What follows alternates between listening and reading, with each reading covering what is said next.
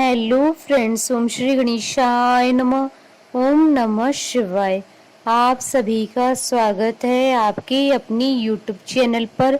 आप सभी को हरतालिका तीज की हार्दिक शुभकामनाएं। फ्रेंड्स, आज हम आपको इस वीडियो में बताने जा रहे हैं हरतालिका तीज व्रत की उद्यापन विधि, हरतालिका तीज व्रत की पूजा विधि, महत्व और हरतालिका तीज के शुभ मुहूर्त और व्रत कथा के बारे में।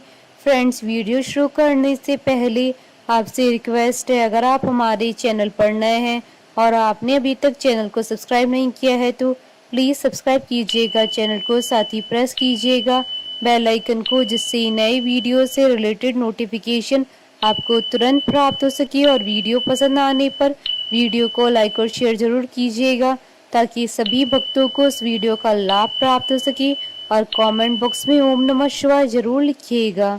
हरतालिका तीज का व्रत भाद्रपद मास की शुक्ल पक्ष की तृतीय तिथि को रखा जाता है। यह व्रत विशेष रूप से शादीशुदा महिलाएं और कुंवारी कन्याएं करती हैं। पति की लंबी उम्र के लिए, सौभाग्य की प्राप्ति के लिए और घर की सुख समृद्धि के वास के लिए यह व्रत किया जाता है। अविवाहित लड़कियां इस व्रत को मनचाहा वर पाने के उद्देश्य से करती हैं। शास्त्रों की मान्यताओं के अनुसार इस व्रत को शुरू करने के बाद कम से कम 13 सालों तक रखने के बाद ही इसका उद्यापन करना चाहिए।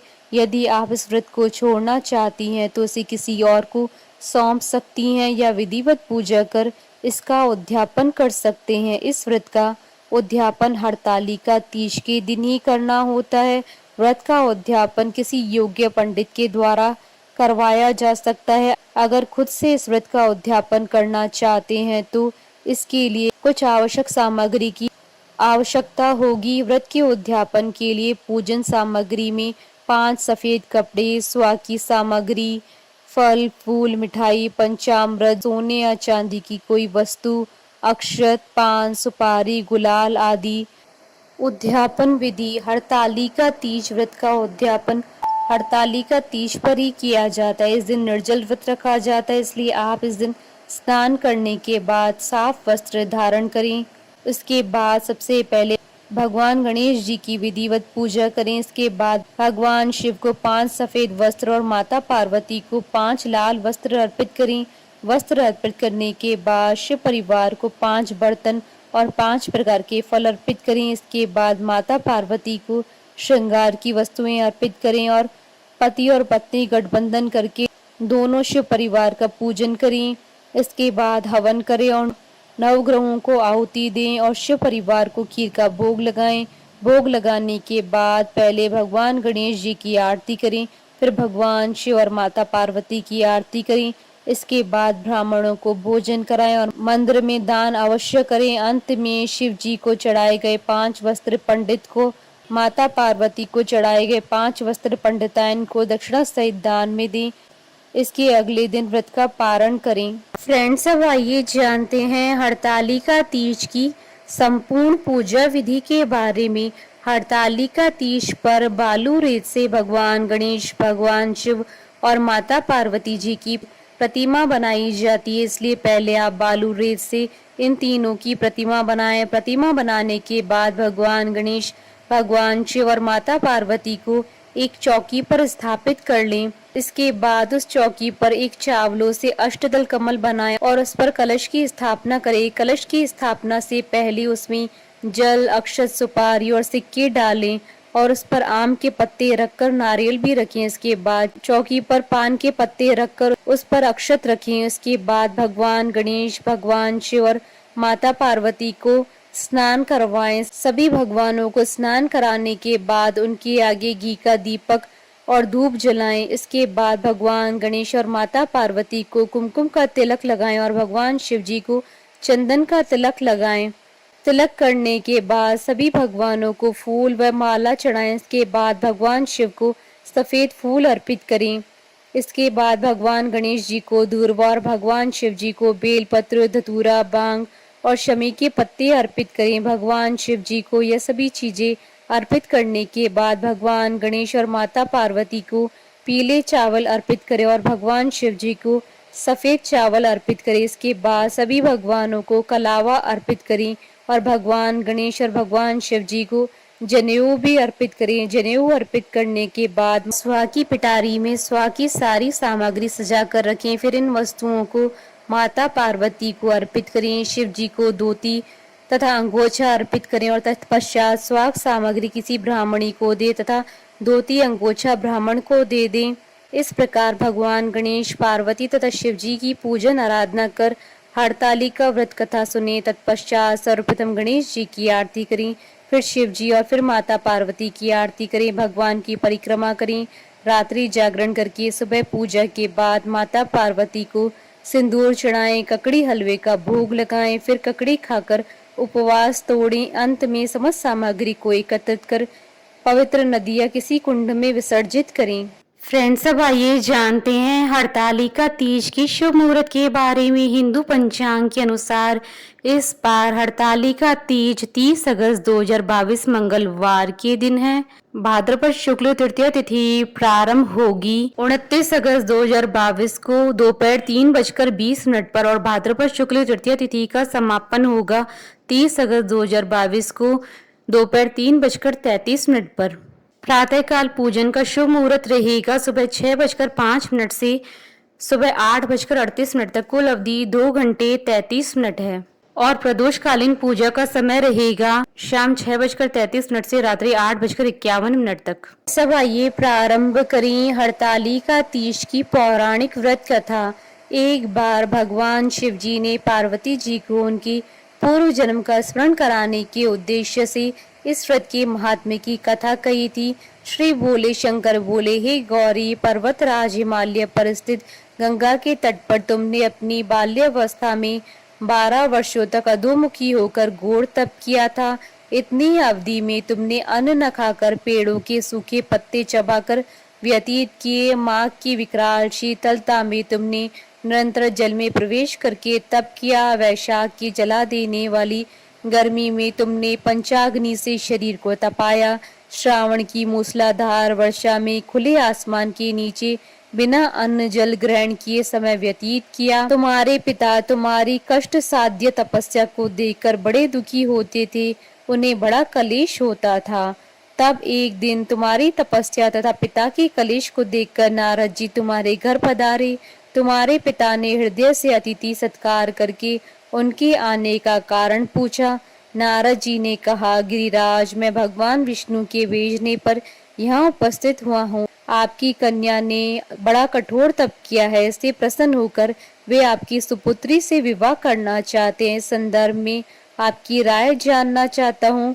नारद जी की बात सुनकर गिरिराज गदगद हो उठे। उनके तो जैसे सारे कलेश ही दूर हो गए। प्रसन्नचित होकर वे बोले, श्रीमान, यदि स्वयं विष्णु मेरी कन्या का वरण करना चाहते हैं तो भला मुझे क्या आपत्ति हो सकती है। वे तो साक्षात ब्रह्म है। हे महर्षि, यह तो हर पिता की इच्छा होती है कि उसकी पुत्री सुख संपदा से युक्त पति के घर की लक्ष्मी बने। पिता की सार्थकता इसी में है कि पति के घर जाकर उसकी पुत्री पिता के घर से अधिक सुखी रहे।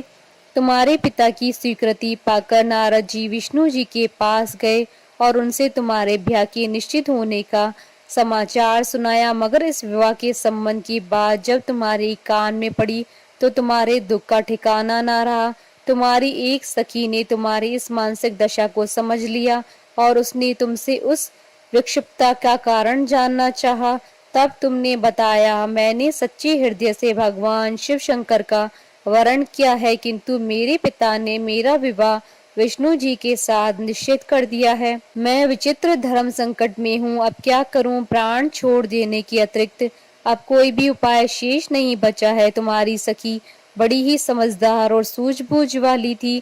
उसने कहा, सखी, प्राण त्यागने का इसमें कारण ही क्या है। संकट के मौके पर धैर्य से काम लेना चाहिए।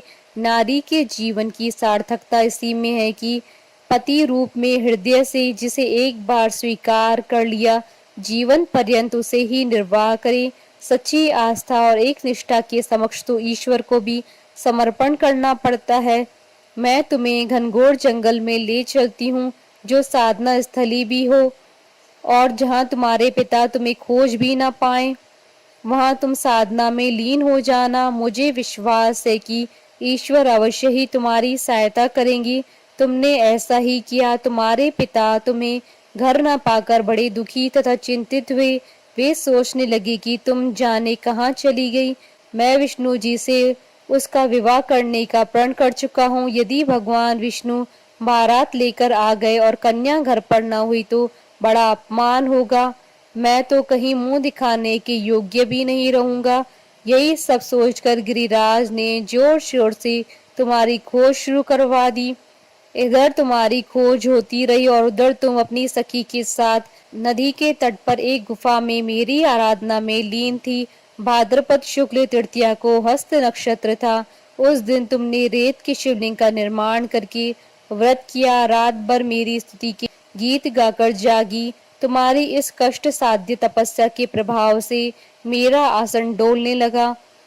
मेरी समाधि टूट गई। मैं तुरंत तुम्हारे समक्ष जा पहुंचा और तुम्हारी तपस्या से प्रसन्न होकर तुमसे वर मांगने के लिए कहा। तब अपनी तपस्या के फलस्वरूप मुझे अपने समक्ष पाकर तुमने कहा, मैं हृदय से आपको पति के रूप में वरण कर चुकी हूँ। यदि आप सचमुच मेरी तपस्या से प्रसन्न होकर आप यहाँ पधारे हैं तो मुझे अपनी अर्धांगिनी के रूप में स्वीकार कर लीजिए। तब मैं तथास्तु कहकर कैलाश पर्वत पर लौट आया। प्रातः होते ही तुमने पूजा की समस्त सामग्री को नदी में प्रवाहित करके अपनी सहेली सहित व्रत का पारण किया। उसी समय अपने मित्र बंधु व दरबारियों सहित गिरिराज तुम्हें कोसते कोसते वहां आ पहुंचे और तुम्हारी इस कष्ट साध्य तपस्या का कारण तथा उद्देश्य पूछा। उस समय तुम्हारी दशा को देखकर गिरिराज अत्यधिक दुखी हुए और पीड़ा के कारण उनकी आंखों से आंसू मड़ आए। तुमने उनके आंसू पोंछते हुए विनम्र स्वर में कहा, पिताजी, मैंने अपने जीवन का अधिकांश समय कठोर तपस्या में बिताया है। मेरी इस तपस्या का उद्देश्य केवल यही था कि महादेव को पति के रूप में पाना चाहती थी। आज मैं अपनी तपस्या की कसौटी पर खरी उतर चुकी हूँ। आप क्योंकि विष्णु जी के साथ मेरा विवाह करने का निर्णय ले चुके थे, इसलिए मैं अपने आराध्य की खोज में घर छोड़कर चली आई। अब मैं आपके साथ इसी शर्त पर घर जाऊंगी कि आप मेरा विवाह विष्णु जी से न करके महादेव जी से करेंगे। गिरिराज मान गए और तुम्हें घर पर ले गए। कुछ समय के पश्चात शास्त्रोक्त विधि विधान पूर्वक उन्होंने हम दोनों को विवाह सूत्र में बांध दिया। हे पार्वती, भाद्रपद की शुक्ल तृतीया को तुमने मेरी आराधना करके जो व्रत किया था उसी के फलस्वरूप मेरा तुमसे विवाह हो सका। भगवान शिव ने आगे कहा, हे पार्वती, भाद्रपद की शुक्ल तृतीया को तुमने मेरी आराधना करके जो व्रत किया उसी की परिणाम स्वरूप हम दोनों का विवाह संभव हो सका। इस व्रत का महत्व यह है कि मैं इस व्रत को पूर्ण निष्ठा से करने वाली प्रत्येक स्त्री को मनोवांछित फल देता हूँ। भगवान शिव ने पार्वती जी से कहा, इस व्रत को जो भी स्त्री पूर्ण श्रद्धा से करेगी उसे तुम्हारी तरह अचल सुहाग प्राप्त होगा।